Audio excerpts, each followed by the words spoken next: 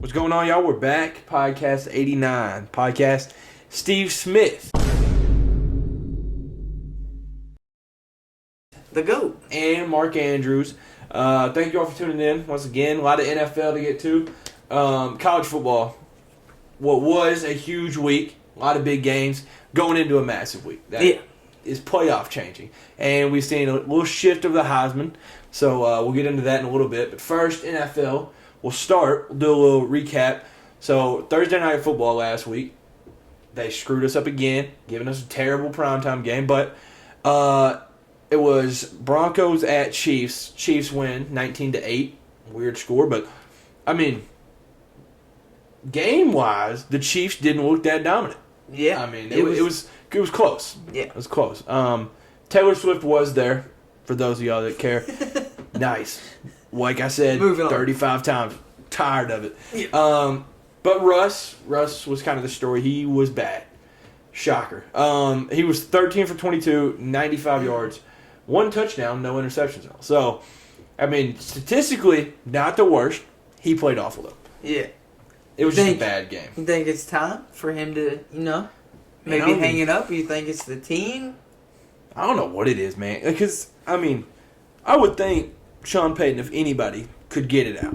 Make him a good quarterback. And I mean, statistically, throughout this season so far, he hasn't even been that bad. Like, if you put his numbers up to other guys, but they ain't winning. So they're 1-5 now. Yeah. So his numbers ain't horrible. Just they're much better than last year, so that's good. But I mean, you saw Sean Payton at the end of the Jets game, absolutely hated at Russ. And I mean that chemistry.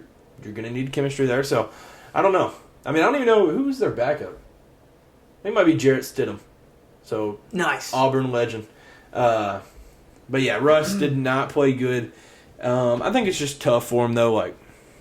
It's just that roster. Yeah. But there was one thing. Speaking of Steve Smith, obviously he works for NFL Network. Did you see his comments about Jerry Jeudy before the game?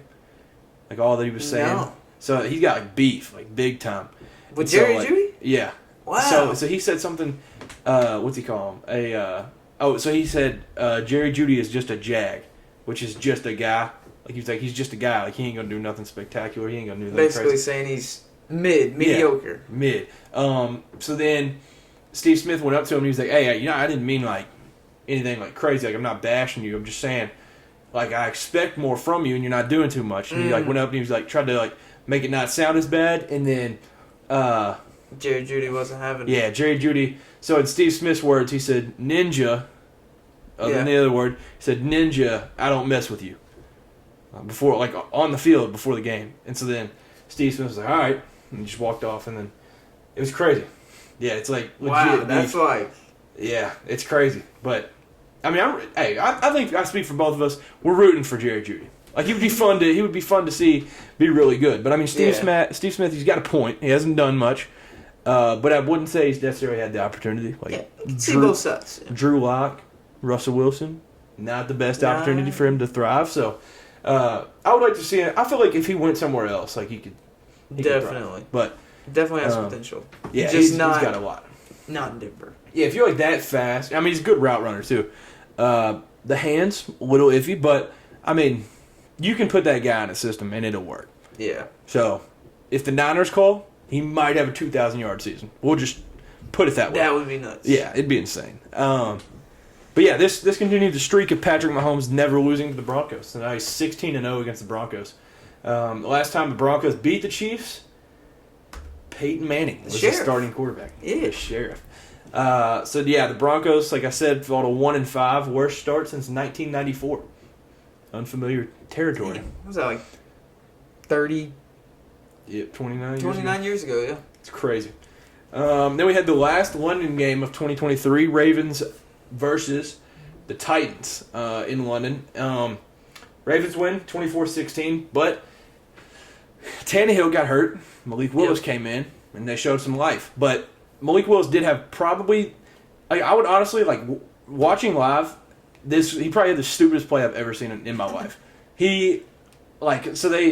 I don't even know who the running back was at the time. They took Derrick Henry out and they threw the running back out in the slot, threw a screen to him for 70. Yeah. And then at the end of the game, it was like PI, like they keep going, and then they run some like sweep or something with Malik Willis just to like run out to the left, and he like is almost out of bounds. Like they like shove him towards out of bounds. His foot's like 2 inches from out of bounds, and he like jumps back in to stay in bounds. Like they don't have timeouts. He like, jumps back in to stay in bounds and try to keep going. And it was like, what? Like there's no way.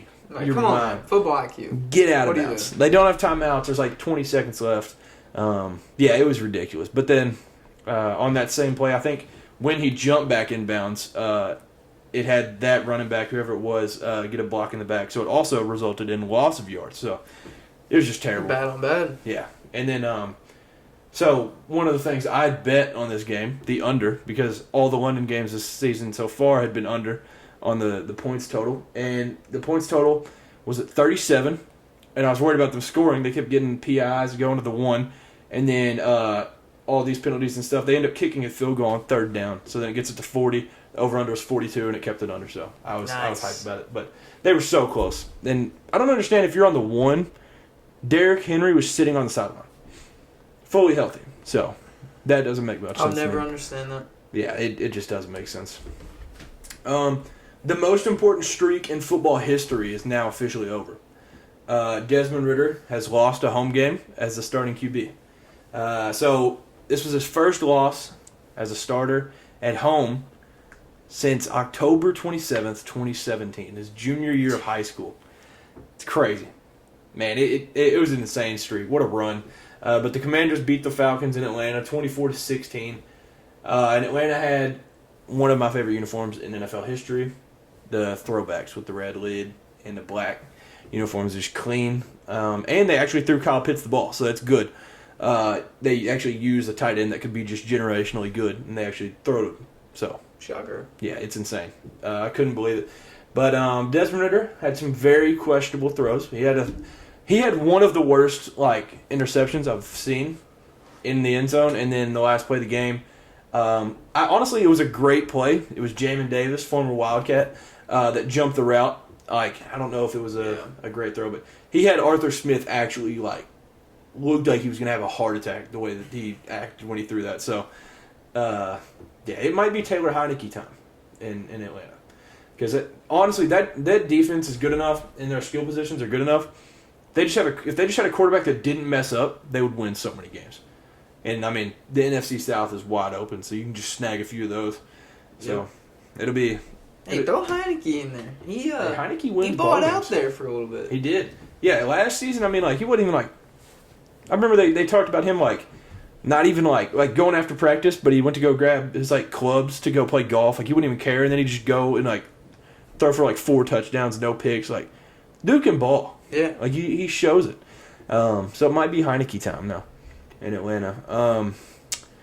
The Lions win in Tampa, 20-6. The Lions have now scored 20+ in 15 straight games. Yeah. The Lions didn't only win; they won again. Yeah, it's crazy. They're insane. What are they, 5-1 now? Yeah, that's insane. But the Craig Reynolds block was the best play of football in the past year. Under pressure, Goff was protected. St. Brown has it. Needs to get to the 14-yard line, and he will. Craig Reynolds threw the big block and Craig Reynolds threw his body on the line. So Jahmyr Gibbs, I think Jahmyr Gibbs didn't play, and then David Montgomery got hurt in the first quarter. Craig Reynolds goes in, and for the Amon-Ra St. Brown touchdown, he just lays his whole body on the line and just absolutely decks whoever the Buccaneers player was, and Amon-Ra scores. But speaking of the Bucs, though, beautiful uniforms, the creamsicles. Yep.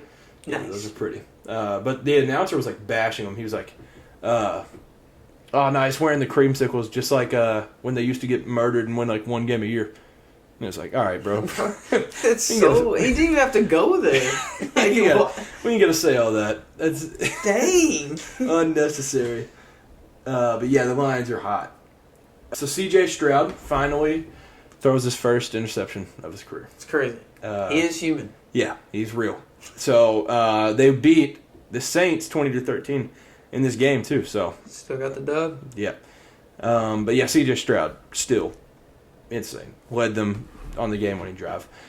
So Brock Purdy had never lost a game that he started and finished in the NFL till now. Till now. The Browns beat the 49ers in Cleveland 19-17.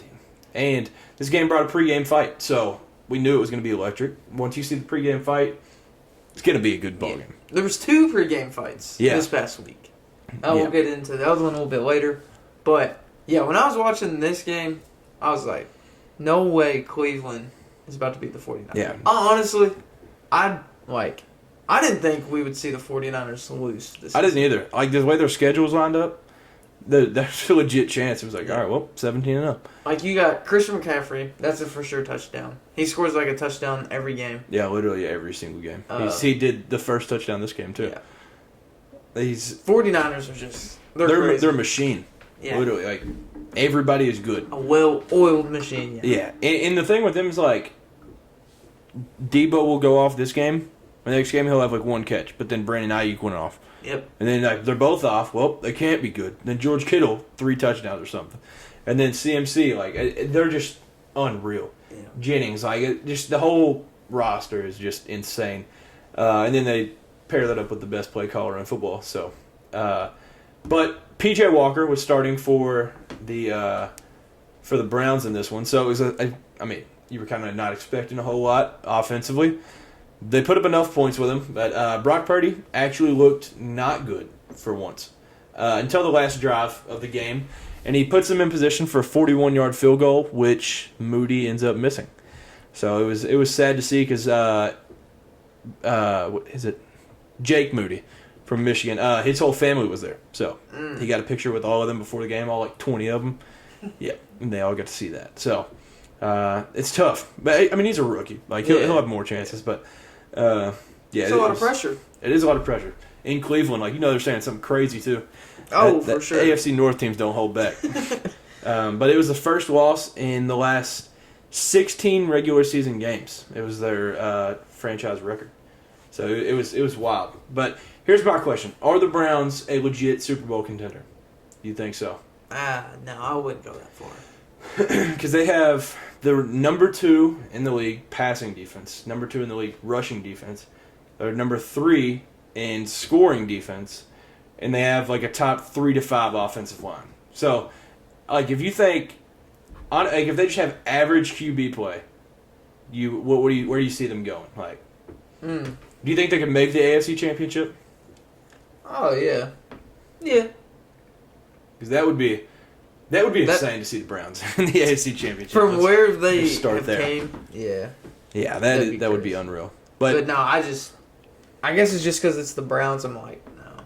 Yeah, I mean, it'd be insane. But like, their defense is just so good that like, I mean, if they stay healthy, who knows? I mean, they got Deshaun and if Deshaun just plays like average or a little above average, then like, and like, could you imagine like this team just needs a really good running back, and they had that, but then now unfortunately they don't. And then I mean, Jerome Ford, he's been fine.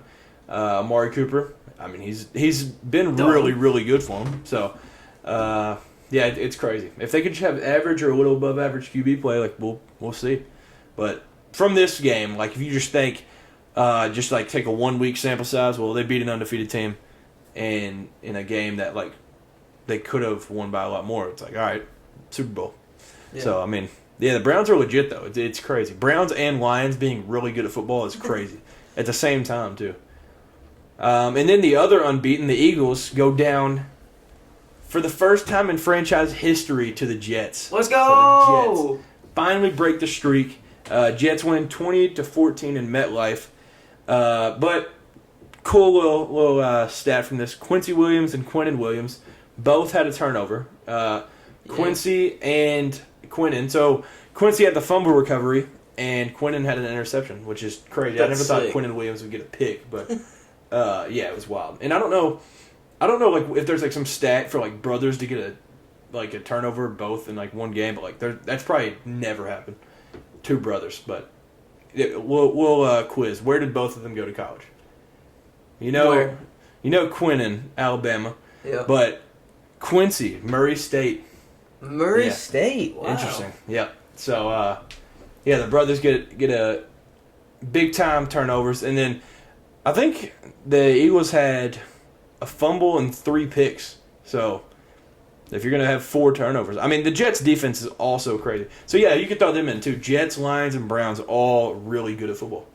And, I mean, yeah, Zach Wilson just continues to just be fine. Like, if Aaron Rodgers got the headset on like he did on Sunday, like, then they're legit. I mean, it's crazy. The Jets are actually a very good football team. Yeah. I know we talked about it in the last podcast, but I still think it's crazy that Aaron Rodgers, he was throwing he on the threw field. on I mean, I know the it's just like his Achilles, right? Yeah. I know it's just like your Achilles, but like, I've always heard that's like a pretty severe injury. Like, tearing your Achilles is like terrible. But like, throwing a ball and just like walking around. Yeah, it's unreal. It's crazy. Like, he's not even human. It's the ayahuasca. That's what it is. Yeah. He's going to have people like legit thinking this stuff's like working, and then people just going to start getting on the wave. Like, maybe I need a darkness retreat. I wonder when he's going to be able to come back. Dude, could you imagine if he just came back like week 13? That's what I'm saying. Like, I think at this game it had been 34 days since his injury, and he was on the field throwing a football. That's wild. I could not believe it. And he's just like, they showed the video of him getting out of the cart like to get to the stadium, and he just like walked. Yeah. Like a little limp, but like nothing crazy. Like it's insane. And I mean, you can tell he's doing his rehab, or he's at least at the place doing physical therapy and stuff, because every day he's on the Pat McAfee show. And, And the background is like just him and what? Oh, who was it? J.K. Dobbins is what he's like training with. Yeah. So yeah, he's definitely in the facility. And then we had Sunday Night Football. The Bills beat the Giants 14-9 in a game that was not expected to be that close. I think the spread was like 19.5, I think. So it was way closer. It was in Highmark too, so it was definitely not supposed to be that close. But first, prayers for Damian Harris, another scary injury. It's going to be tough to be a Bills fan after DeMar Hamlin and now Damian Harris. Yeah, the serious injuries continue for the Bills. But Damian Harris did throw a thumbs up on the way off the field. But your boy, Jalen Hyatt, played really good in this game. He played solid. VFL, shout out the ball. And he came in clutch there at the end, too. Like, he had... I don't remember if it was that exact drive where he had like 2 or 3, he had multiple great catches, but the final play to get them like, I think they just went up and spiked it, or they may have had a timeout, but the final play to get them like inside the 10 was Jalen Hyatt taking a hit too. So yeah, no, he was balling, and greatest number 13 in the Giants uniform ever, maybe. But yeah, no, he played really good. What's your opinion on the no call on the last play? Yeah, definitely should have been flagged. He was holding him the whole way. Like, he was restricting his other arm. I think it was his left arm from going up. But yeah, the no call, that's crazy.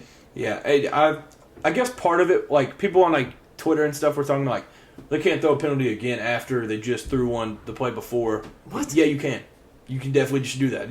You literally throw the flag. People like that, stay off Twitter. Yeah, Bills fans, stay off Twitter. But I mean, the one before that was definitely a PI, so I'm glad they threw one. And then that one was questionable play call by Dable. Not gonna lie. I mean, Darren Waller is huge, so like you have an advantage there. But like, if that's the only option on the play. So like, if that doesn't work, you're just screwed. So I'm always like, I want to have like options if you've got one play for the game.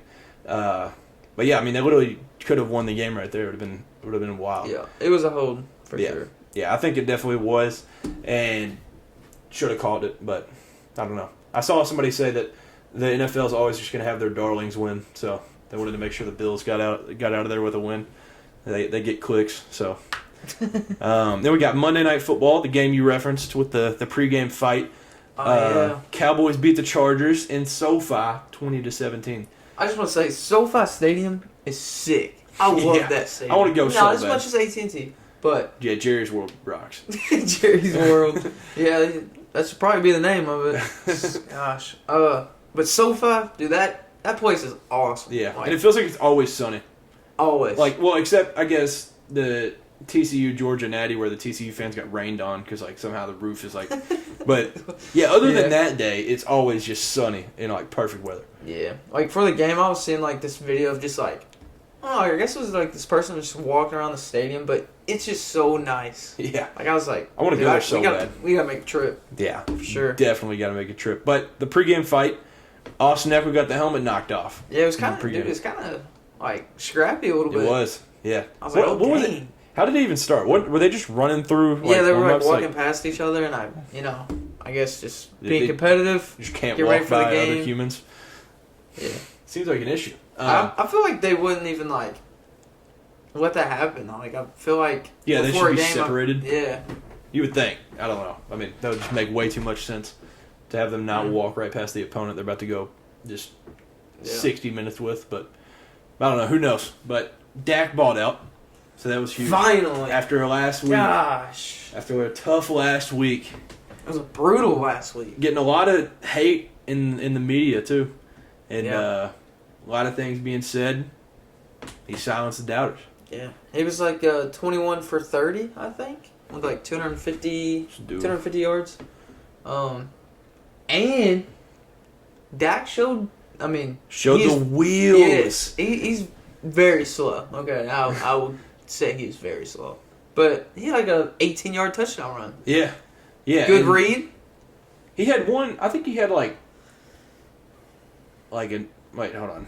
And he had another crazy scramble where it was like, all right, Dak. And they kept mentioning, they were like, we're seeing just Mississippi State Dak again, where he's running the ball a whole lot.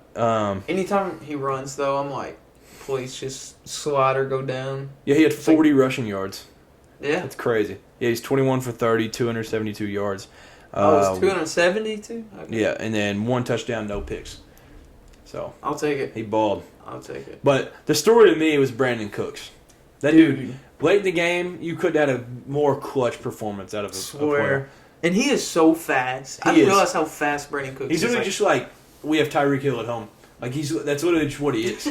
He's moving, absolutely hauling. Yeah. He's a cheat code. And, he's played for, 5-6 teams. Yeah. And, he's just been nice on all of them. Yeah, I didn't realize how fast he was. Yeah, I didn't realize that until somehow he got under that ball that Dak threw. Yeah. To the dude, I was like, oh my gosh, just way out. Oh, all right. All right, Brandon Cooks. Yeah. And just after catch, he can just get up the sideline. I was like, dude, this dude's a monster. Absolutely hauling. Yeah. Yeah, so he balled out late. And then Stephon Gilmore, game-winning interception. So, yeah, it was wild. Micah Parsons, he didn't necessarily do a whole lot, but his presence was felt because they doubled him every single play. And then the late sack. Yeah, the late sack. It was like, all right, there he is. And then, he killed Justin Herbert. Yeah. I was like... Yeah. I thought they were going to flag him. You know that, new rule thing? Yeah. You can't, you poke the quarterback and it's flagged. Yeah. Yeah, that's basically how it is now. It's too hard of a poke. But... Yeah, but, dude, it was up and down the whole game. The punt, did you see the punt? It was where nobody touched it. And then Turpin touched it? Yeah. Yeah. What are you doing? Yeah, that one get I was away. Like, well, because at first I was like, it hit off. Who's y'all's returner? I'm blanking. Turpin? Was he actually the returner there? Yeah. Okay, because I was like, it didn't hit his helmet. I thought it hit his helmet. Yeah. Off the regular camera angle or whatever. And then it just bounced over. I was like, why did he touch it? When they showed the replay, I was like, why in the world? It didn't hit you. I was like, that's it. I said, we're really about to sell the game. Yeah. But the defense showed out. Got it done. Got to win. So, got to win going into a bye week. Yeah, big win, too. Big game. We needed there. We needed it. Yeah. Yeah, we finally win a bigger type game. But going into the bye week, then we play the Rams. And then we have the Eagles again. Well, we go to Philadelphia. Ooh. So, I'm hoping beat the Rams. 5-2, going to play the Eagles in Philadelphia. Man, that'd be electric. Yeah, one thing for me, I'm not a Chargers fan, but if I was picking a team, like I've said, Chargers would definitely be one of the top ones. Brandon Staley got to go. Like, if I was to ever become a Chargers fan, that dude's got to be out of office. He better not have a job. Yeah. And then they also have Kellen Moore, so there's a little connection there. Yep. That was cool. Kellen Moore and Dak dapping up before the game and stuff. But Yeah, Brandon Staley. The Chargers are 2-3. It's his worst start under him. He just continues to just prove that like talent doesn't win because he has talent. He has all the talent. It doesn't win. There. Yeah. And I also like that they wasted a first-round pick on Quentin Johnston and then just have him do cardio the whole game because they don't. The only play that they were gonna they were gonna throw that like 60-yard like corner route to him, but then his arm got hit, so like it went out of bounds. But like that's like the only play I remember them even throwing, and he's like he gets open. Like it's not like he's just terrible. Yeah. So I mean, I don't know. He's definitely like when Mike Williams was there, he's like the fourth target. So right now it's like Keenan Allen, definitely Josh Palmer, Gerald Everett probably. I mean they'll throw to Austin Eckler before that. So like, yeah, I get he's down the line, but like get the dude the ball. Yeah. He's a rookie. He can make plays. He's tall, so that's how I am with the Cowboys. I'm like, dude, like, see what happened. Like, we got CeeDee Lamb the ball this game. Yeah. 100 yards receiving. Like, we have to get it to the guys that can make plays. And, like, there'd be some games, like, CeeDee Lamb would have, like, 3 targets. Yeah, it makes no sense. Like, what? Like, he should be minimum, like, at least 10. Yeah, every single game. Yeah. Minimum. Like, even if he's having an off night or something, like, he should just be getting any target. And it's like, it's so, like, simple, but, like, coaches, I guess, just don't get it. Like, your guy that can make plays, that's just better than the defense players that are lined up across from him, give him the ball and then see what happens. Like, it just makes too much sense. Like CeeDee Lamb said, he agreed with Jamar. He's always open. Yeah, both of them. They get the same issue. They're always open. Yeah, no doubt. Both of them. They just got to get the ball more. So on to college football. Friday night, Colorado played. So that means tons of people viewing it. Even though I think it was a 10 o'clock kickoff, so it went off like 2:30. Colorado dominated in the first half. Started great. 29-0 at halftime. Travis Hunter scored his first touchdown of his career while at Colorado. So it was his first game back. Tough touchdown, too. Little spin move, shaking the whole team. Yeah, so he got in there. But then, well, also at halftime,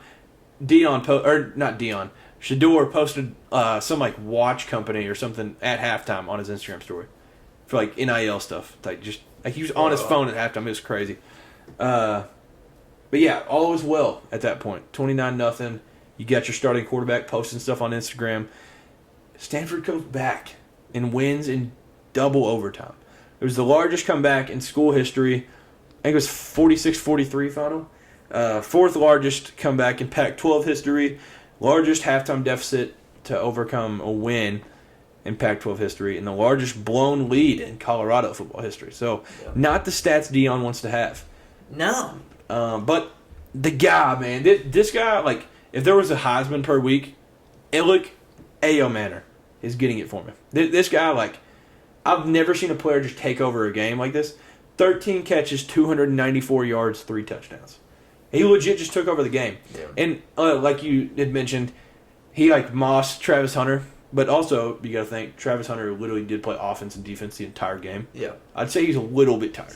It's overtime. Playing both sides. And like DB, or playing corner, besides quarterback on offense, being a corner, it's the hardest position in the game of football. Yeah, it's like physically the hardest position in any sport to play. Yeah. And, there's gonna be you're gonna slip up once playing corner. Everybody does. Yeah. Dion did. Like, there's gonna be one play you're not proud of, and then this game it happened. It happened to Travis Hunter. And also as a DB, you're just gonna be put in positions that are just tough, anyways. Like a receiver's gonna make a good play. Like I don't know how tall Travis Hunter is, but I'm pretty sure Ayomander's like 6'3", 6'4". Yeah. Like, he's just a tall dude, and like if the quarterback puts it in a certain spot, and you're just a little out of position, like you're just gonna get got. Yeah. It happens, like you said to anybody. Unless you're Sauce Gardner. Yeah, if you're just Sauce, you're just everywhere. But yeah, no, as a DB, you're just thrown on an island, and you're just supposed to predict what a human does. Like, you're supposed to get in their brain, but yeah, it's crazy. But yeah, Colorado, they could have lost, 4 straight now? Like, they barely beat Arizona State last week. It's crazy how quick the Colorado hype went off the rails. Yeah. Because they were literally the talk of sports, and then just fell off. I forgot who said it, but somebody said, where did I see this at? I don't know, but do you think if Deion Sanders stays at Colorado, somebody was saying that he would be the Nick Saban of Colorado. No. I mean, he could become, their greatest coach of all time and, in a 12-team playoff, make a couple playoffs, but, Alabama's just different. Nick Saban and Alabama, that's just another level. And it would take so much time to even touch what Nick Saban is. Yeah, because Alabama's got the history, and, Colorado won a championship in, 1990, I think. Yeah. Nick Saban came into a program that had been winning championships since, I don't even know. They'd been winning championships for 100 years. So, they had the history, they had the fans. Colorado didn't even care. They literally won one game last year. And, Nick Saban, if you go 7-5 at Alabama, you get called for your job. It's just different. I don't think that could happen, really. But, he could definitely become their GOAT, of anything. And, how he was the first, 3-4 weeks. It looked like he was on path for it. But, I don't know. Now this makes me question, because after those first few weeks, you're like, oh, what if he did take that Auburn job or, that Georgia Tech job? Now this proves why that probably would not have been a good job to take. So, it's still cool. They're still fun to watch. They'll still get people watching. But, yeah, it's tough. Because, after the Arizona State game, Shador went up to the student section, did the watch thing, and then Stanford did it after they beat them. So, you're putting a target on your back, just being as hyped up and, just who you are. But, they're still swaggy, though. It's Colorado. They're still pretty sick. So I'll still watch them for sure. Arizona beats number 19 Washington State in Pullman 44-6. Absolute domination. So the Arizona almost beat USC in LA Coliseum last week, and then go to Pullman and almost end Washington State's program. This was insane. Just canceled their whole program. Yeah, they almost just had to not even play football anymore at this point. This was bad. This was a really bad game. Washington State, they came out, scored first, never scored again. Poor decision making by Cam Ward. Cam Ward, that was Heisman talk early on in the year. In every little thing that could go wrong did. He was getting hit as he throws or scrambling. I think there was one play in this game he went back to throw it and it just slipped out of his hands and went 5 yards back. Oh yeah. So everything that could have gone wrong happened. Yeah. And then Noah Fafita, true freshman, he's just playing smart football. And it's so funny because he's it's like when you watch Pee Wee football and there's one kid that's just faster than everybody, but he also plays quarterback. So he's scrambling and moving around and just figuring out how to make something happen. Yeah. That's what he's doing. And he's just doing it against Pac-12 players. But he was 34 for 43, 342 passing yards. So somehow he also didn't throw a touchdown with 342 yards. But every time they got close, they just ran it in. So the running backs stacked up touchdowns. But, yeah, no, it was crazy. Rank Arizona. I'm on the train now. They have balled out. I know they lost last week, but basically a win. Covered the spread, winning double OT or triple OT. And then go dominate on the road. So yeah, they need to be ranked. Yeah, no doubt. And it's crazy. With Jaden DeLora as the quarterback, they were really good. And then now with Noah Fafita, it's I don't know. It's when Kyler Murray was Baker's backup or something. I don't know. It's insane. And then a big SEC game. I honestly thought there was no way South Carolina would lose this, but Florida wins in Williams-Brice Stadium, beats South Carolina 41-39. This is a game where you probably wish both teams could have lost. Yeah, but I wanted Florida to lose more because we already beat South Carolina. Yeah, that is true. Yeah, both teams. Yeah, you're right. Yeah, but I will say this game as an offensive fan, just to see creative offenses, stuff happen, just everything offensively. This game rocked. Yeah. This game, big play after big play. There was just hurdles left and right, just bombs thrown, diving catches. If you just like watching modern football, go watch the highlights from this. Florida though, they came back from down 10 with 5 minutes left, so it was crazy. Ricky Pearsall runs a post and catches it right before the safety, whatever, in the end zone to get the game-winning touchdown with 47 seconds left. But speaking of Ricky Pearsall, 10 catches, 166 yards, 1 touchdown. Like, he balled out. Yeah. And, like, for those of y'all that saw the picture of him 3 weeks ago against Charlotte, where he had, like, the one-handed catch, crazy picture, he had a tough picture from this game, too. If I can find the picture, I'll throw it on the screen.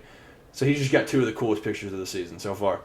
But he just continues to ball out. Like, maybe the best receiver in the SEC, honestly. Like, just his numbers so far, what he's been able to do. And, like, they showed some percentage during the game of, like, how much Graham Mertz targets him versus everybody else. He's literally just their entire roster. Yeah.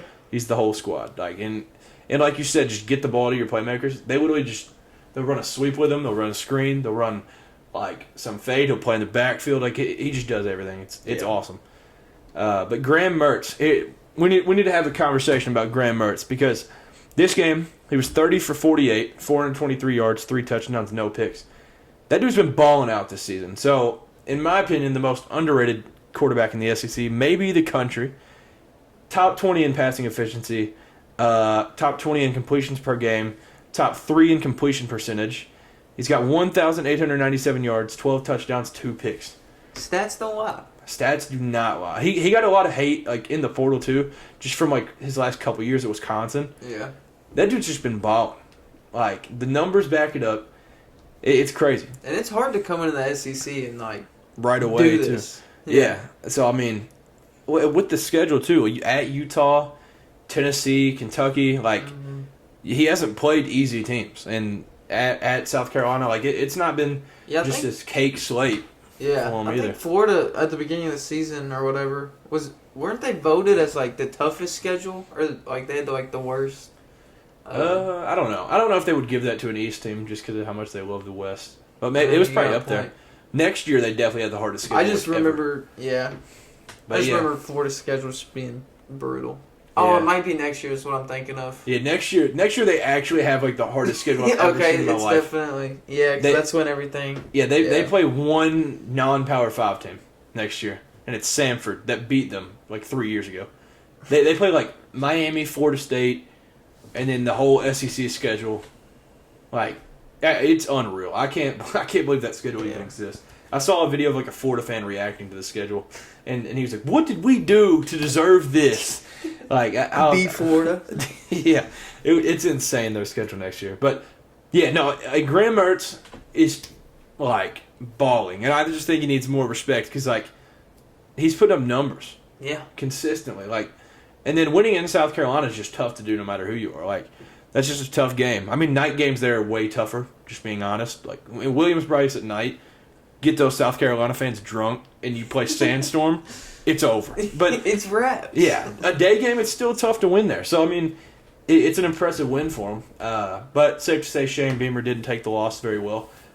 He has now revealed that he broke his foot after kicking something following the loss. So, wow. Yeah, we get boot Shane Beamer. Boot Shane Beamer. Maybe he'll roll out on the thing like Dion did with the little scooter. Oh, yeah. Roll out on the scooter. A little swaggy. But, swaggy until he says he kicked something. So. Yeah. Yeah, no, I mean, that's just so Shane Beamer. That's like the most Shane Beamer. Like, I wasn't even shocked when I read it. I was like, oh, yeah, probably. Yeah, probably. Like, he's a cringy guy. You know, hey, hopefully he heals up. But that's the most Shane Beamer thing he could have done. Yeah. Just break his foot out of anger. So, there's one other team keeping it in the state of Florida that also has kind of been swept under the rug, not talked about as much as they should. Florida State Seminoles. So, like, straight out of the gate, they beat LSU, beat the crap out of them, get all this hype, and then they've just kind of, like, been swept away. Like, nobody's talking too much about them. It's the ACC, whatever. Yep. Currently ranked number 4 in the country. Halfway through the season, Keon Coleman legitimately has an argument, in my opinion, to be the best receiver in the country. And I think out of this receiver class, he's a monster. Keon Coleman and Marvin Harrison are neck and neck, and those two are light years ahead of everybody else in this receiver class, in my opinion. And I heard somebody say that they would even consider taking Keon over Marvin Harrison in the draft if it was today. I wouldn't do that personally, but Keon Coleman, he's been balling out. So he's got 29 receptions, 418 receiving yards, 7 touchdowns. But he's also been on the punt team. He's got 166 punt return yards, which leads the ACC. And then 7th in the nation for Florida State. They're 7th in the nation points per game, averaging 42.2 points per game. And he's a big part of that. Like, in that game, he had the one-handed catch that was, like, took the, like, social media over. And then the LSU game, he balled out. Like, he's just, I mean, Clemson was a crazy game for him. So, like, all these numbers line up for Keon Coleman. And then he's with 7th in the nation points per game team. So, like, he's got an argument. He's got an argument for, like, if you're talking best receivers in the country, I'm putting Marvin Harrison there. We're talking Luther Burden, although this week kind of dropped him off. But Keon Coleman's up there with the best of them, in my opinion. I agree. In the nation. But, yeah, like I said, Florida State, 7th in the nation in points per game, 42.2 points. You know a lot about offenses that can score. Last year, y'all averaged like 49 points a game. Offense wins. They win ball games. But one thing, got to pair it with a defense. So they have a top 25 scoring defense also, and a top 20 red zone defense in the country. So they're just clicking on all cylinders. And then, in my opinion, Jared Verse should have went to the draft last year. Obviously, D in for him. But he's like a top 5 defense player in the country, in my eyes. So he's just been dominant. And I don't see a world where they just lose, like, at all. We'll talk about a big game that they have this week, but, like, I don't see how they lose until the ACC championship. They could just go undefeated, and then it is weird to say that they're, like, not being talked about enough, being number 4, but, like, I feel like they just been kind of minding their own business, just beating teams by, like, 30. And nobody's just like, all right, well, they should do that. All right, move on. Like, people want to talk about Georgia, Michigan, Ohio State. They're kind of just there, minding their own business. It's cool. Florida State's back. It's kind of like, what was it, 2013? I think Florida State was really good. Yeah. Well, they won the championship in 2013. Yep. It's their first, I think, 6-0 start since 2015. So since the GOAT, Jameis Winston, was there. Go. But yeah, it's been a minute since they have been very, very good. And yeah, like you said, Florida State is back. So some of the big games of this past week: Wyoming at Air Force. Like I mentioned in the last pod, the winner of this game would be ranked. I was right. Air Force is now ranked. Air Force won 34-27, close ball game. But Andrew Peasley, like me and you talked about before, all time just baller. That dude's just a gamer. He continues to just ball out, running, passing, whatever's needed for Wyoming. And he's just a gamer at the end of the day. Yeah, he's just a football player. Yeah. Really. So Air Force, obviously, triple option, going to be tough. 356 rushing yards. Yeah. Like, it feels like I'm just back in, like, 1940 seeing that. But, yeah, they had trickery. They had, like, jet sweeps, like, screens, like... They just did everything. They had Wyoming in shambles this game. But John Lee Eldridge III, sick name, 58-yard touchdown to take the lead with a little over 2 left. And then that was just about the ball game at that point. Yeah, it was crazy. Air Force proved they need to be ranked. And I don't know what they're currently ranked now. But name of the week award. Yeah, John Lee Eldridge III. The third. Awesome name. They are ranked 22. So shout out Air Force. Yeah, shout out Air Force. They're balling. I think I picked Wyoming to win, but like that was just out of hope because on this podcast we love Andrew Peasley, so we're big Cowboys guys. Then we had Texas A&M at number 19 Tennessee. So this is a big game for y'all. 3:30 kickoff. It was a huge game. Yeah. Big pivotal game. Like Texas A&M going into this, Chris Doering said the best team in the West. And the Vols knock them off 20-13. Is there any like takeaways that you have, just like main takeaways? We got out of that game. Yeah. That's all I'm going to say. It was not pretty. Definitely not our best game. Dude, it's so frustrating because of what...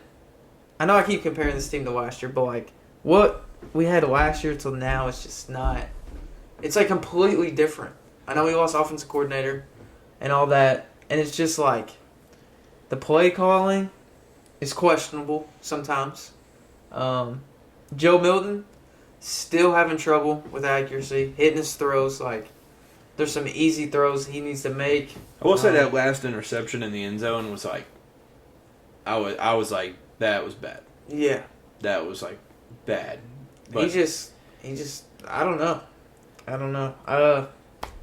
Joe Milton, we love you, but I think we got to give Nico a shot. So you think if you're in Heupel's shoes, you're like, all right. I would, yeah. Wait, who do y'all have? I would make him compete for a spot. Well, I'd be like, Joe, I mean, this is yours to lose, man. It's either you step up now or like gotta next go guy up. new. Yeah. Yeah, I mean, just to like get him on the hot seat a little bit, maybe it'd help him too. Like fire him up. For sure. But yeah, I mean, Nico would just be a baller. Yeah. Like Nico's gonna be nice. Yeah. Joe Milton, he can throw the ball 100 yards. He whatever. throws an orange 120 yards. Realistically, he can throw a ball like 80 yards. I'm pretty sure. I think it might be 90. Maybe. I think it's something nuts. Like that's awesome, but nobody cares if you can't hit your throws, man. Yeah. And it'll be like a simple slant route, and then he'll throw the ball like 120 miles an hour, at their face.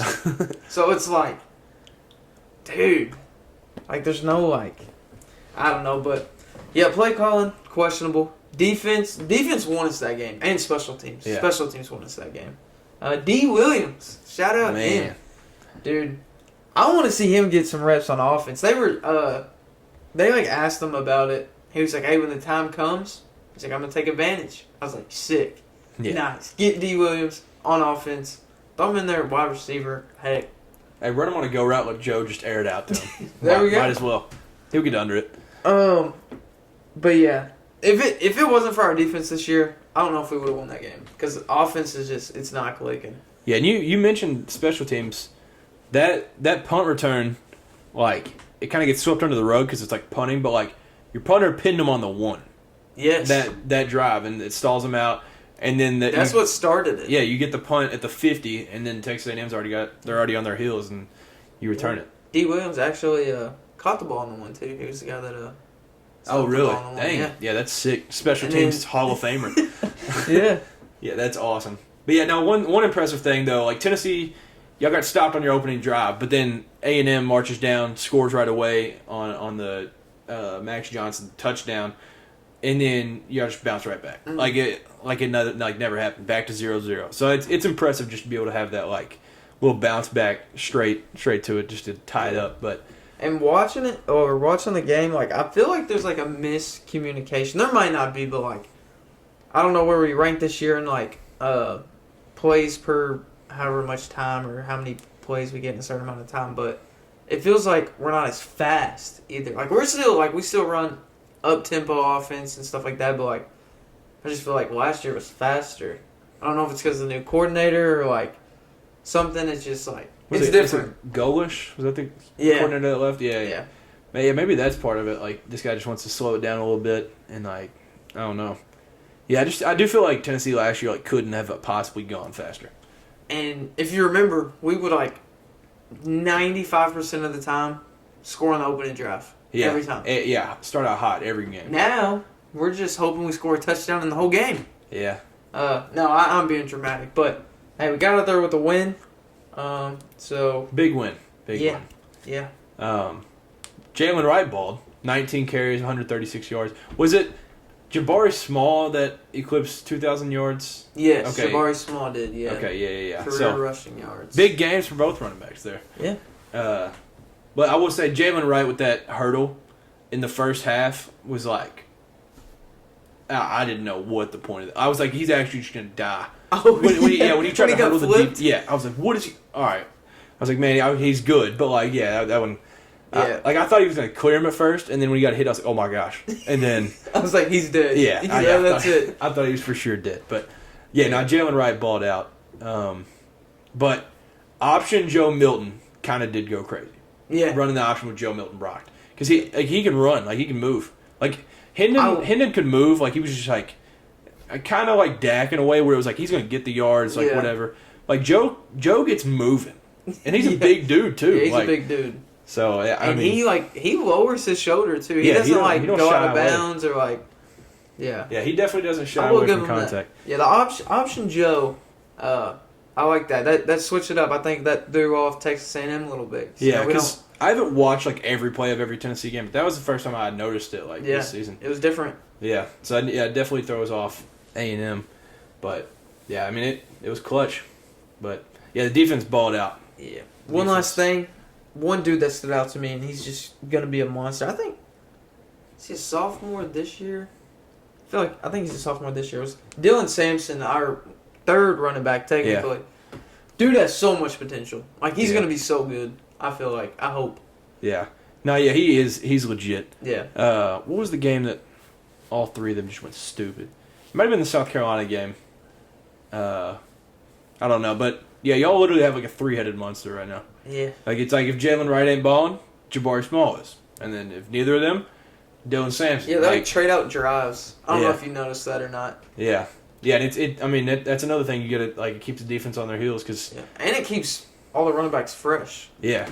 Yeah, so then they're just able to just, like, run with so much power and stuff. But, yeah, no, it's definitely a nice running back room for y'all right now to match with a dang good defense. So, yeah, the Vols look good, though. I mean, yeah, like you said, it escaped with a win, but it's a good team. It's a very good team. And that was honestly an important game for Jimbo. And then y'all just snatched it from him. So, big win for the Vols. And a big one this week that we'll talk about in a little bit. So, number 18 UCLA traveled to number 15 Oregon State. Corvallis is so brutal to play at. They're just jumping. Like, you could just be like, hey, it's 10 a.m. We need y'all to show up. And they would just have an absolute rager in the student section. It's just a tough place. The Beavers get it done, though. 36-24. This game, to Dante Moore, welcome to college. That's what it felt like to me. When they played Utah, it was tough for him. But he threw 3 picks in this game. One of them was a pick six. And it was a pick six that was literally just a freshman pick six. Like, it was just like over-predicting a route, not using your eyes to look off DBs, and then they just jump it, take it to the crib. Yeah. But the potential is there, obviously. Decision-making is just questionable. Like, obviously, he's got the talent to be a first-round NFL draft pick here in a few years. But, yeah, the decision-making is just questionable right now. Like, 3 turnovers in this game. Oregon State doesn't have a bad defense, but, like, it's not 3 picks. Right. Good. Oregon State's offense, though, clicking on all cylinders. DJ Uiagalelei, 14 for 24, 266 yards, 2 touchdowns, 0 interceptions, to pair with the team's 133 rushing yards. So they were clicking altogether. But UCLA tried to fight back, but it was kind of, they dug themselves a hole and then never could get back. But the Pac-12, man, I mean, this year, like we've said many times, the deepest they've ever been. But it's just so funny. Like, every week, it's like, oh, well, who lost now that shouldn't have lost? That's like, it's so wild. It's crazy. They just, like, continue to, like, chew themselves out of a chance in the playoff. Other than one team that we'll get to that still remains undefeated. Number 25, Miami, at number 12, North Carolina. So North Carolina was hot. Drake May's hot. But Tar Heels get out of there, 41-31. The game was a little bit more of a blowout than what the score shows. But Drake May, like, if everybody, like, I feel like a lot of people, because, like, nobody wants to just turn on North Carolina football. Like, that's just not a thing. But, like, I feel like there's a lot of people that are like, yeah, he's an NFL quarterback. He'll probably be the second quarterback taken, blah, blah, blah. But, like, if you just turn on North Carolina, he's just, like, Drake May's just so much fun to watch. Like, he'll just run, truck through somebody. He'll just beat somebody with his speed. He'll throw a 60-yard bomb, throw a dime, sidearm passes. Like, he's a blast to watch. Like, he's so fun. But Omarion Hampton, their running back, 24 carries, 197 yards, 1 touchdown. So he went crazy. But the story was Tez Walker. So he got cleared last week for their game versus Syracuse. He finally got eligible. But, I mean, he got eligible like Thursday. So it's kind of, I don't really count that game as his first one. This is really like his first game back. A full week of practicing and everything. Had a hat trick, 3 touchdowns off of 6 catches, 132 receiving yards. Like he's insane. And with him, I honestly believe that they're probably a top 2 favorite to make the ACC championship. So I'm hoping for a Florida State, North Carolina ACC chip. That'd be sick. Yeah, that one would be amazing. But yeah, that stat reminds me of, was it Terrell Owens? Oh, I think or was it Randy Moss? I think it was Terrell Owens. He had start the game, it was 3 catches, 200. Oh, you talking about the picture, the Randy Moss picture? It was Randy Moss. He's looking up at the camera, and it's 4 catches, 260 yards, 4 touchdowns. Oh, that's so funny. Yeah, that is kind of like that. 6 catches, 3 touchdowns, but yeah. But for Miami though, if you're a Miami fan, you should probably be worried about last week, which I never asked you your thought on. How Miami lost last week to Georgia Tech. Oh yeah, they just didn't need it. That one might be the stupidest coaching I've ever seen. That's coaching, bro. That's You just got to just knee it. The game's over, and you run the ball, turn it over. What were they thinking? Yeah, what goes through your mind at that point? There shouldn't be anything in your mind other than kneeing it. Everybody knows it's victim formation. You knee it, you get out of there. Yeah. Win. Cool. Yeah, it's 3rd down, knee it, whatever. Game's over, and then fumble. It's ridiculous. I could greedy. Still can't believe that. So yeah, if you're a Miami fan, probably be worried about that, just because you still have the same coaches as the coaches that just screwed up your entire game there. But UNC is rolling, so it's not something you need to necessarily worry about. Definitely control the ball. That was a huge issue in that game.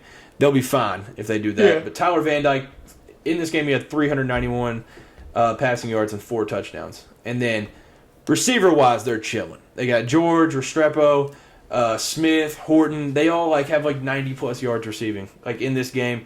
They're a team that doesn't have a set one. Like how the Niners are kind of they just have so many different dudes that can just beat you in many ways. So yeah, they're a tough team to play. They'll score on anybody. North Carolina's defense has been pretty stout, and then they just put up 31 on them. So Miami will be definitely be fine. Yeah. So they play in the ACC also, so not a lot of tough opponents. Yep. So yeah, they'll be fine there. Number 10 USC goes to South Bend and plays number 21 Notre Dame. Notre Dame obviously coming off that loss at Louisville. USC coming off a scare versus Arizona, but the battle for the jeweled shillelagh never disappoints. The last time USC had won a game at Notre Dame was 2011, and the streak continues. Irish beat them 48-20. Bad. Yeah, these teams obviously needed this win for different reasons. Notre Dame, playoff hopefuls, they're not going to make it. Obviously, it's 4 teams. You're not what do they have, 2 losses now? Not getting in. But for USC, they're trying to make the Pac-12 championship, potentially make it to the playoff. Yeah. If they win out, maybe there's a chance. But the Irish just dominated. Yeah. They went crazy. Obviously, USC hadn't played a defense quite like Notre Dame's, and it showed. Notre Dame, I think they did a pick on the first possession, and then they just scored right away, and that was kind of the story of the game. I think they scored on every pick that Caleb Williams threw, so it was a tough watch. But Zachariah Branch, it was his first game back in a few, and if you didn't know already, he's good at football. He's the guy. If you listen to, I think it was week 2, I talked about him a little bit, and people were relating him to Tavon Austin in college, and Deshaun Jackson, legit just playmakers. And that's what he is. He almost returned a punt or 2. Yeah, it was crazy. But Jared Parker, the Notre Dame OC, he opened the playbook and then just threw everything that Notre Dame had, and it showed. They ran every play possible. So Notre Dame offensively was very, very good. But like I mentioned, USC had some turnovers. They had 5 total turnovers. But USC, this is what's crazy. With those turnovers and stuff, USC had more yards than Notre Dame. They had 302 to Notre Dame's 51. That's wild. Yeah, it was crazy. The game was just all field position, obviously, at that point. Mm-hmm. But yeah, Caleb Williams has now officially played his worst game of his career. He was 23 for 37, 199 yards, 1 touchdown, 3 interceptions. Yeah. I'm pretty sure that's his most interceptions in any game he's ever played. Yeah, probably. Yeah, obviously that doesn't knock his draft stock, but it does knock his Heisman. Heisman, I hate to we both had him number 1 in Heisman before this game. Yeah. Obviously that's changed a ton. Yeah. But he might have played himself out of it. I think he did. In this game. It'd be tough to obviously if he just goes out and throws 7 touchdowns and no picks every game the rest of the year, he'll probably just get it, but it's so unlikely. So, yeah, this one game, I hate to base it off one game, but I think he, like you said, I think he just played himself out of the Heisman. Yeah, and I think also with how tough it is to repeat already, you have the repeat type thing held against you in a way because they don't want to give it to somebody back to back, so you don't have a lot of room for leverage and stuff. You got to play almost perfect. Right. And so, I think he's kind of done with that one, but yeah, I think USC has to play nearly perfect the rest of the year if they want what they went into the season hoping for. But yeah, just when there was life in this game for USC, I think it was 31-20, and then that's when Jadarian Price returned a kickoff. So that was awesome. The commentators did a great job commentating that one. Yeah. They were screaming. It was amazing. But yeah, that kind of just sealed it. Yeah. But yeah, USC it's kind of a little humble there for them because I think Notre Dame was a 2.5 point favorite, but USC, there was obviously worry about their defense going in, and you just let up 48 points to a team that scored 20 on Louisville. So yeah, it's crazy. Notre Dame just murdered them. It was wild. So yeah, that streak continues. So it's still been since 2011. Just proves again, Pac-12 thinks they're really good. Then they play, which Notre Dame, they're good, but they're not So once again, USC thinks they're great. They're really not. The Pac-12 in them shows up. But college game day, number 8 Oregon at number 7 Washington. This Washington has one of my favorite just scenes in football. I don't know what that lake is that they're on, but the lake is literally maybe 100 yards. Yeah. Maybe 100. It's the loudest stadium. Statistically, I'm pretty sure, just how it's built. It's just so cool, and it's not huge. It's just got the 2 sides and then little small seats here and there. But man, they showed out. The stadium was rocking at, I guess, it'd been 12:30 at their time, or 11:30 their time. But yeah, both these teams coming off a bye, both undefeated going into it with Heisman candidate quarterbacks, playoff hopefuls, both top 10 for the first time ever in this matchup. All things led to this being a classic. It was the highest points per game average going into a Pac-12 matchup in conference history, 97.6.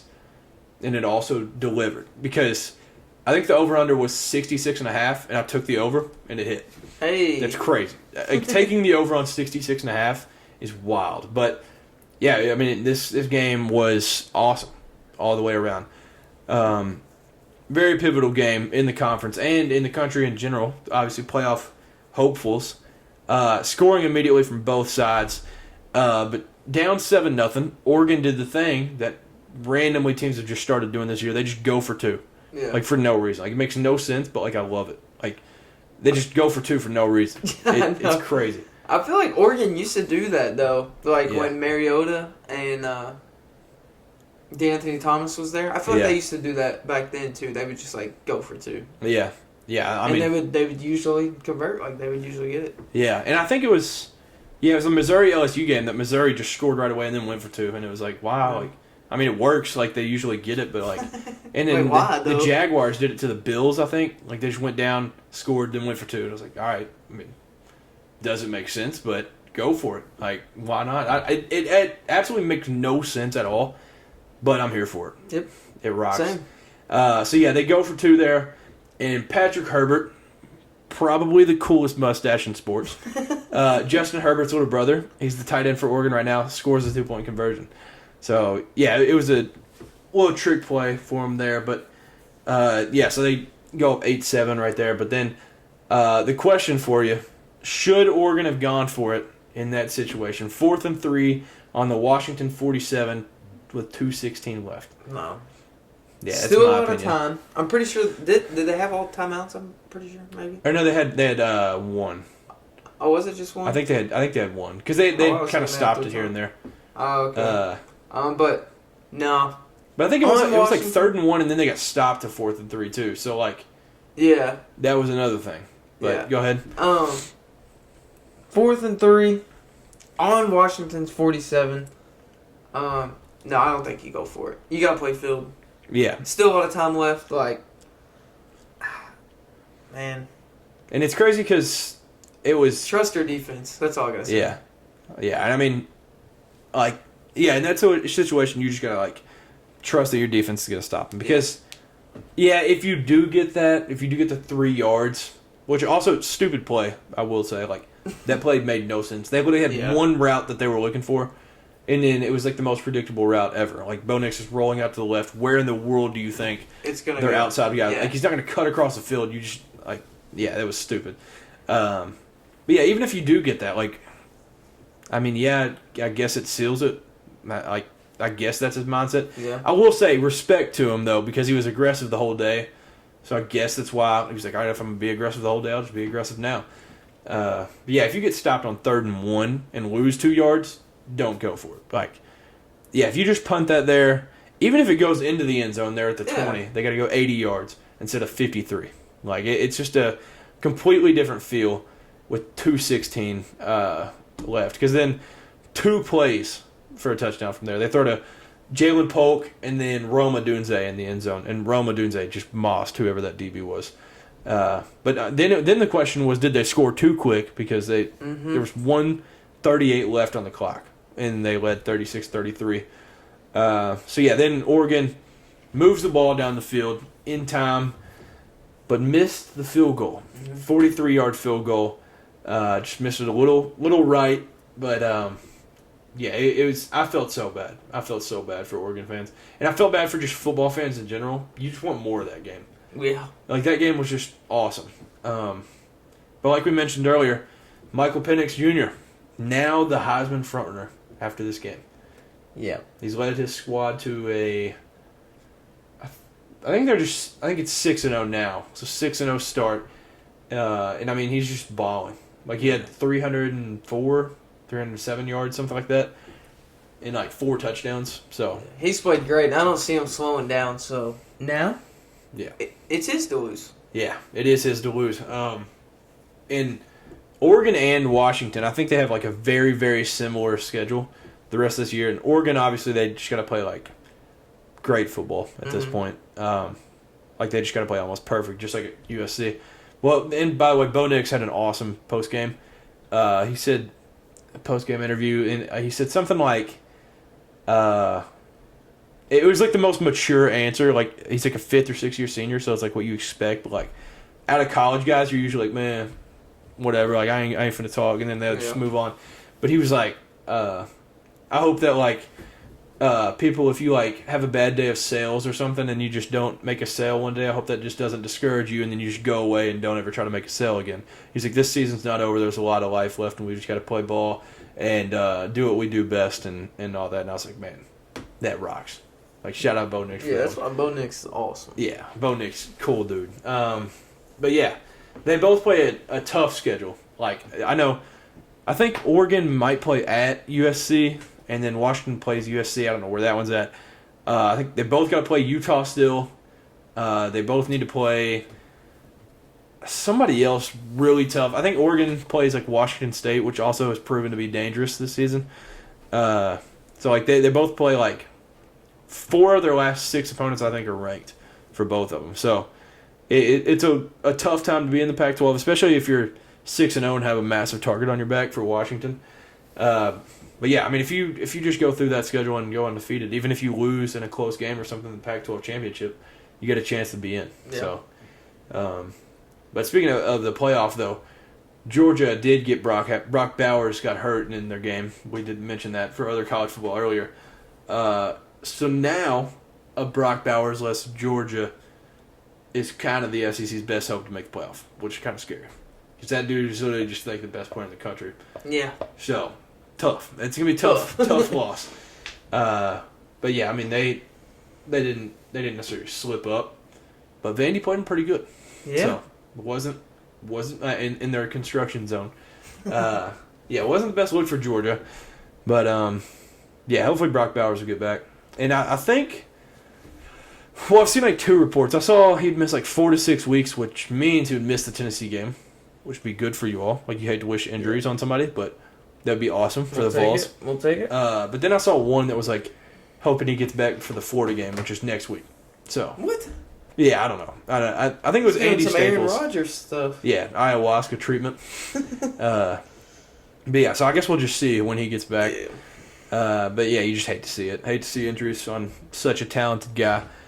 So I'll talk about the Kentucky game. Last week was a tough podcast after getting absolutely murdered. And this game was dang near the same thing. So we talked about, or last podcast I had mentioned that Mark Stoops on like his weekly show or whatever, he said something about, he didn't mean it the way that it sounds, but like he said, Georgia bought some pretty good players, like talking about NIL, all that, putting these excuses out there. The fan base got pretty mad at it, but they were like, all right, if you're going to tell us to pony up, do all this NIL stuff, have a good game this week, bounce back, play good going into the bye. And we did everything but play good in this game. If the game ended at the first quarter, you could probably rank us in the top 10 of the country because it was awesome. We went up 14-0, like right off the bat with a pick. Like any play you could draw up, we ran and executed. But yeah, that was the sad part of it. The game doesn't end after the first quarter. And also, if you did just a uniform battle, we would have won, I think. Because the black uniforms were freaking amazing. Like, we've had the gray ones for years now, but the black ones, there's just something about black uniform. We haven't had one of those since 2014. So, I mean, it was amazing. But yeah, we started out hot without Trevin Wallace, without Jalen Geiger, without Jagger Burton. So Jalen and Trevin are probably our two, well, with Maxwell Hairston, that's like our 3 best defensive players this year. And Trevin Wallace is like our leader. Like, he's our linebacker, he's our leader. So, it hurts losing him, but that's no excuse to lose at home to Missouri. Yeah. Were you able to watch this game? This was 7:30, so you might have been watching the. Yeah, I actually watched the first quarter of this game. Oh, you're probably dang. Yeah, I was wow. Like, all right, Kentucky. Yeah, maybe Kentucky's legit. Well, I think it was the early second quarter where just everything fell apart. And the thing that made it all fall apart was the fake punt. So I was at the game, and I was sitting next to 3 Missouri fans. And obviously, Missouri's got the thicker kicker, the Harrison Mevis. Just Mevis is amazing. He's a great kicker. And I think they're on their 40 or something. And they bring out the punt team, and I was like, oh my gosh, what are they doing? There's no way. They might have been even closer than that. And the dudes next to me were having an absolute heart attack. They were, what on earth are we? They kicked the ball. What are we? And then, I had a feeling that it could be a fake punt. Why would you not kick it with one of the best kickers in the country? Yeah. And sure enough, their punter, absolute. It was absolutely insane throw.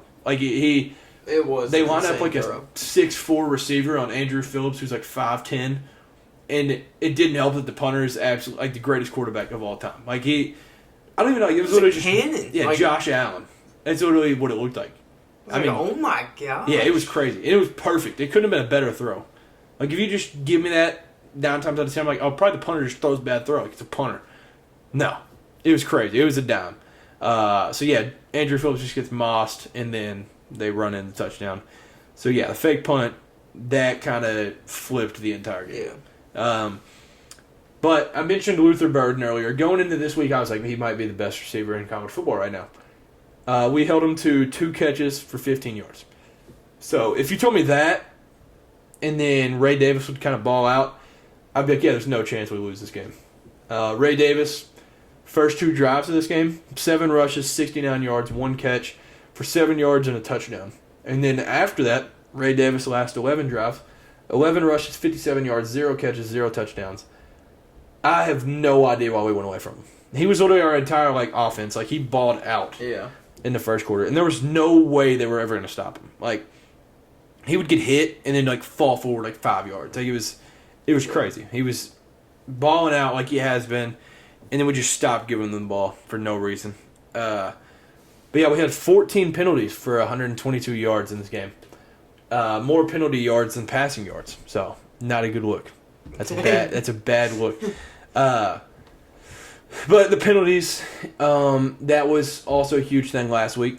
And last week we kind of, we've talked about before, Kentucky's kind of just been this blue collar team. We've had these good running backs, and then there's just a whole lot of throw your hard hat on, go to work. And you just other than Logan Stenberg in 2018, we've been a really just clean team. Mm-hmm. We just don't do a whole lot of extra, don't flex and stuff. We just all the linemen, they just block. If they get a pancake, they run back, and then they just block again. If a DB gets a pick, you don't flex nothing. He just goes to the sideline. That's just been Stoops this whole time. Yeah. There's been no flexing, no arrogance, no pride. And then this team last week really showed it. We looked like absolute punks on live television. And then this week, I don't know if it was just in person or if you could see it on the TV, we looked like punks again. And it drove me nuts. Because, I do think it's cool, Shedeur, after they beat Arizona State, go flex to the student section that. But when it's my team, I just hate it. And so, the Georgia game, you had Jagger Burton, jumping on a player that's down. Deion Walker taking a cheap shot.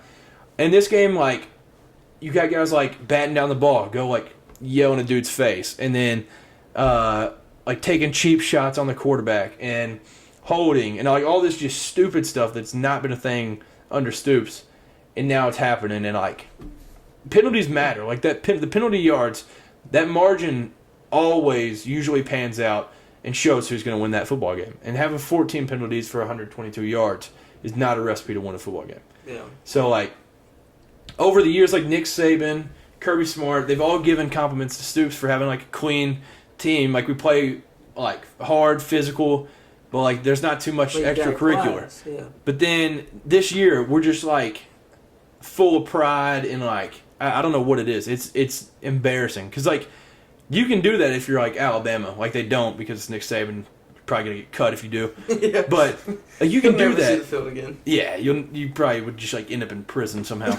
But, you can do that if you're just going, 12-0 and winning the SEC, going to playoff every year. This is Kentucky. The sad reality, we've won a couple 10-win seasons, but, 7-5, really good year. This is not the place you just go around and just flex and do all this crap. That stuff's just got to stop. I don't know if it's a Stoops thing, if he's just kind of more lenient with these guys, or what this is, but the pride and the arrogance and all this stuff, it's just got to stop. There's just no need for it. If you're just a team that's dominating, if Tennessee wanted to do that last year, have at it. It's cool. You're dominating. Yeah. We got murdered by Georgia. You got embarrassed on live television. And you come back the next week and do the same thing. It's aggravating. From a fan, and then it just makes your team look crappy. It just makes I know you what just you look. mean, yeah. It's just no class, and yeah. So something's got to give up. Something's got to give there. But yeah, and Mark Stoops in the postgame show, we haven't been perfect over the years, but we've had more discipline than we have now, and that is absolutely inexcusable. So yeah, that's exactly it's just this year. And the last year you could tell it a little bit, but this year, it's just been blown up, and it's something that's got to change because the SEC, we've mentioned many times, the schedule don't get easier. We play the Vols next, we have a bye, and then we play the Vols, and then we play at Mississippi State, Alabama, at South Carolina, Louisville, on the road. The schedule don't get easier. You got to fix this stuff now. You got to fix the discipline. Something's got to change before all these upcoming games, or you just get embarrassed over and over. Yeah. But yeah, that was, sadly, sad stat. First loss versus Missouri at home since 2013. So it was Stoops' first year. Yeah. Dang. It's insane. It was a bad loss. Yeah. So you said you were at the game, and you were sitting next to a Missouri fan. I've never met a Missouri fan. So, how are Missouri fans? All right, so I will say, like, one thing about me is if I sit by people that are, like, other fans, I just, like, kind of kill them with kindness right away. So, like, then you don't get into battles. Like, you don't beef. So I kind of, like, I'm like, hey, where you guys from? Like, y'all from here? Or you're like, you from Missouri? So, like, I cut up with them before the game. It's like, those guys were never an issue. But I will say there was, like, 2 rows behind us just drunk out of their mind Missouri fans that couldn't have been more annoying. Man. So I had good and bad. And then at the end of the game, I had told the guys next to me, I was like, hey, y'all have safe travels going back home. Hope y'all enjoyed your trip to Lexington. Yeah. Be safe and all that. And they're like, hey, sorry for being a jack, And I was like, what? Like, you weren't even, like, you never said anything. And he's like, yeah, but these guys behind us, man. He's like, yeah, I'm sorry. And I was like, dude, you're good. It's sports. So I will say pleasant experience. I mean, nice. Obviously, there were some drunk Kentucky fans that were, like, flicking off their section. And I did find out, Missouri, like, so there's, like, the CATS, cats chant. Yeah. I didn't know there was a Missouri chant. They say M-I-Z-Z-O-U. So, like, they sit, like, one side will say M-I-Z, the other Z-O-U. Kind of cool. But I bet it sounds cool in Columbia. Yeah. But, yeah, I didn't even know they had a chant. Didn't know that. Wait, did they try to do that there? Yeah, well, they just had, like, their one section. There was probably, okay. Yeah, it was probably 1% of the crowd was Missouri. They didn't travel necessarily well for, like, how good they are this year. Like, you would think they started 5-0. Like, you would think they would have traveled, but, I mean, not really. And then this was also really weird. There was some, like, in the upper sections, and, like, I don't know. You went to a Tennessee at Vandy game, didn't you? At Vandy? No. Yeah. Did you go... you've seen Tennessee beat Kentucky at Kentucky, right? Yes. Did you all, like, go down more sections as fans cleared out and stuff? Like, as the game winded down, like, just to get closer to the field? I've done that before. I don't think I've done that. Yeah, I feel like that's, like, a normal thing, right? Yeah, like, yeah. Yeah, Missouri fans, like, made no sense. They just didn't. I was like, oh, I guess they're just not used to, like, winning, maybe? Like, I don't know what... I was like, bro, move. Like... Yeah. Because it cleared out. Yeah, no, Vic Carter's you usually, like, move down. Like, I'm going to move down. And then, like, maybe if the players come over, they sign something, dap you up. Like, I was like, bro, like, why are they not moving? Like, there was just some in the upper section just still, like, cheering, like, really loud by themselves. And I was like, what is your, like... Because the Kentucky fans, like... Missouri fans are weird. Yeah. Yeah, it was weird. But, yeah, it was a cool little compliment from a Missouri fan, which isn't saying much because they don't have much to speak from. He was like, dude, this is probably the sickest stadium I've ever been to. And I was like, really? Wow. I was like, where have you been? And so he started out, he was like, well, Missouri, Kansas. And I was like, okay, this does not sound good. But then he said Notre Dame. And he said it was like as cool or nicer than Notre Dame. And I was like, okay, well, that's a huge compliment. I'll take that. He was like, it's really underrated. He was like, yeah, it's not the biggest in the world, but it's just super nice. And I was like, man, all right, I'll take it. Take that one. But and I told him that at some point I'd like to go to a Missouri game and just see some SEC game there. And he's like, honestly, if it wasn't on your bucket list already, I would just say take it off because like you don't want to just go to a Missouri game. He's like, tickets are going to be cheap, and they should be. He's like, our stadium sucks.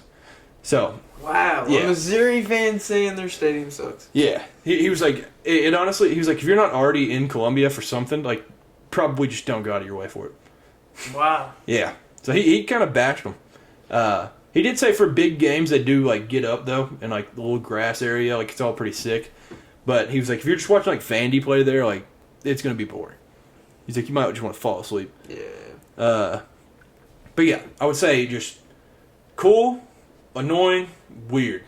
Is cool, annoying, and weird. Yeah. Yeah, so there was the cool ones next to us, and then... So they're kind of everywhere. Yeah, yeah. And, I mean, obviously, the drunk ones were really bad, which is just like how every fan base is. Yeah, it's that's like every fan base. They just say some stuff, and it's like, all right, bro, like, you don't believe that. But, Yeah, overall they didn't travel well, but it's Missouri. I didn't expect it. But yeah, I mean, pleasant experience. They didn't like ruin the night. So yep. Yeah, it was cool. And I will say, like, I was shocked that Kentucky fans like actually showed up. Like, it was sold out. I was surprised after all those Stoops comments after the letdown last week. I'm surprised it was sold out. I thought not a lot of people would show, but and the weather, it was like an annoying rain. Like, it wasn't pouring. But so yeah, I was proud to see the Big Blue Nation show up. But yeah, in that game also, when we came back and we were up 21-20, the crowd got loud again. Unfortunately, didn't go the way it was planned, as we didn't score again after that. But yeah, it was tough. But like I said, sad stat there, where they beat us at home for the first time since 2013. Some other bad ones. We're top 5 in the country in drops, so that's not good. Top 5 in the country in penalty yards, that's also not good. And dead last in the country in plays per game. So, not good. That could be not good. Yeah, potentially terrible. So, like you mentioned, the Vols are going a little bit slower. Yeah. Yeah, well, we're taking the cake here. We actually run 5 plays less than the second slowest team, which is Iowa. So, we're slower than Iowa football. It's bad. Iowa's literally known for being slow. And we're just taking the crown. Dang. Yeah.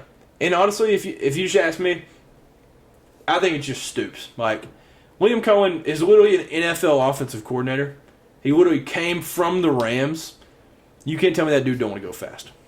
Like, and it's weird because we'll start out games fast. We'll, like, run quick plays and all that. And, like, even against Georgia, we scored on, like, our 3rd drive, 4th drive. Something all of going fast. Both the drives we scored here were going fast. Like, where it's, what's it called? Like, I mean, I guess like pre-drawn up plays. Or like, you just know what you're about to do before you go on the field, so it goes quick. And both of those drives where we scored were those. And then after that, it's all play calling. And I think it's partly Stoops just like wanting it slowed down. I don't know, to control the clock. I don't know what it is. But dead last in the country is not good. Yeah, going slow it gives the defense too much time to get aligned and adjust. Yeah. You know? And I mean, like, for Liam Cohen, like, his offense is very, like, detailed and there's a whole lot going on, but, like, every single play we snap it with, like, 1 second left. Yeah, that's wild. Yeah, there's just no excuse for it. I don't know. But one interesting thing, Cole Kubelik, also, obviously, like, SEC, he just does, like, all college football, but mainly SEC. He talked to some NC State coaches, which is obviously where Devin Leary came from. And obviously Devin Leary's been like the talk because he's struggled a lot this year and hasn't been what he was talked about in the portal and stuff. So Cole Kubelik talked to some NC State coaches about it, and they said it's all because he's used to going fast, and he's a great quarterback at going fast. When you go slow, he's not as good. Mm-hmm. So I don't remember their exact quote, but they literally just said if you play fast football, he's a really good quarterback. And if you play slow, there's a whole lot going on in his mind, and he's got to read all these progressions and stuff. Like, it just doesn't work. Yeah. So that's another thing. Like, those dudes had him for 3 or 4 years, and they were able to find out that playing fast is his game, and then we're playing slow. Going slow is allowing him to think too much instead of just play. Yeah, and that'll throw a quarterback off, and that's obviously done it to him. So, yeah, if those comments from the NC State coaches don't get you, and being dead last in plays per game, if we don't play fast against, like, you all, that's just, like, we just don't stand a chance. Like, it just makes no sense. Like, I don't know why. Like, even, like, a slow offense that's, like, good, is, like, middle of the pack and stuff, like, dead last is bad. It's really bad. And then the drops are another thing that, like, you could just see. Devin Leary threw one of the most impressive throws I've ever seen, like, just watching a game live, to Anthony Brown-Stevens on, like, 40 yards. It was, like, a back shoulder in between, like, a safety and in a corner. And, like, it hit his hands, and he, like, turned, and then he just dropped it. And Devin Leary looked so defeated, like, walking off the field, like he was just crushed. And I was like, man, I feel so bad for him. Like, leading the country in drops. It doesn't make sense. And then the penalty yards just backs up all that I was saying on my rant about just being classless this year. But, it's a lot of fans have shifted to basketball. Like, honestly, like and I think, like, it's Kentucky, Tennessee. It's the beer barrel game. Like, fans are going to just show up. Like, it'll be a good crowd for that game. Yeah. But, like, mentally, like, if we don't win that, like, fans will legitimately forget football exists. Just being honest. Like, the basketball fan base and football fan base, there's a good part of it that, like, they just like their own sport. Like, football's like Eastern Kentucky, people, they just, like, drink and stuff. Yeah. Basketball's more like class. But then there's the mix that, like, depending on who's doing better, they'll, like, shift. So, like, if we put up another stinker against the Vols, might just, like, lose half our fan base to basketball. So, yeah, I mean, it'd be tough. But it's definitely a huge game, and we got a bye week coming up. Got to figure out all this stuff. Penalty drops, like, the speed of our game, like, everything. It's got to just change. Yeah. So, with all that being said, the celebration of the week, I don't think I mentioned one last week, but mine this week, Tyreek Hill takes the throne this week. He scored a touchdown versus the Panthers and did a backflip with a phone in his hand. So he went over, and I think it might have been like his like camera guy or whatever, like he just takes with him. And he just went and grabbed the phone, did a backflip, and videoed it the whole time, and then gave him back the phone. So it was awesome. That's sick. But one thing with Tyreek Hill, do you think we'll see the first 2,000-yard season ever? He's on track. Yeah. 814 receiving yards through 6 games. So they keep getting him the ball? Yeah. Yeah. The only thing I'm just worried about, like, health. But, I mean, if he just stays healthy, like, there's no reason. Yeah. I think Calvin Johnson has the record right now. Like, 1946 in a season. Like, he was just barely off. But, yeah, this might be... And he might, like, easily get it. Like, he might get, like, 2,200. Like, he's got a chance. He's been balling. What you got for a celebration? Celebration. This week, I got Bryce Harper. This was sick. Yeah. So, it was on his birthday. He did a backflip, and then he held up a 3 and a 1 for 31 because it's his 31st birthday, and he blew out the candles. It was just really sick. Tough. It was so tough. Yeah. That is a very, very tough celebration. In the playoffs, too. Yeah, holding it up on your birthday, blowing out the candle. Yeah, that's hard. So, college football week 8, we'll get into this. The Vols. Huge game. This game, last year, brought us one of the most iconic football games of all time. This game will live on in just, if you're a college football fan, this game will live on in your memory forever. Yeah. And it's just like I can still see the wobbly kick, the knuckleball going through the uprights, the fireworks, the fans storming, the dude with the cigar in his mouth, just holding up the W, and then Heupel, cigar, Peyton Manning, Jalen Hyatt. This game was electric last year, and it should be a great one this year. Number 17, Tennessee, at number 11, Alabama, the third Saturday of October. This game's going to be awesome. So best time of year right here. Yeah. So what do you expect in this one? Obviously, you said the offense wasn't great. Yeah. A lot of different things. What is one thing you think the Vols got to do in order to get a win on the road here? As cliche as it sounds, Joe Milton's got to hit his throws, man. We got to get this offense rolling, especially against Alabama. They've struggled a little bit this year. Still a great team, though. We just got to put up points. Yeah. Our defense, I'm not worried. Defense, I feel like we can hold our own. Yeah. Especially, like I said, with Alabama kind of struggling at quarterback and stuff. Defense, I'm not worried. Offense, we gotta score. Can't score, you can't win. Yeah. And, I mean, like you said, defense will hold their own. And I don't think it's crazy that, if this becomes a defensive battle, Tennessee can come out with a win here. That's not even crazy to think. Because, both defenses are obviously really good. But, for Alabama, if y'all can lock down Jermaine Burton, this is a whole different ballgame. If y'all just lock down Jermaine Burton, there's a whole lot Alabama hasn't shown that they've been good and consistent at offensively. Y'all's box alone, Like, obviously, Jace McClellan, Roydell Williams, both really good running backs, but y'all's box could physically shut the rushing game down. Yeah. How have y'all done? I don't know if y'all have necessarily played. How have y'all done with running quarterbacks? Have y'all played one this year?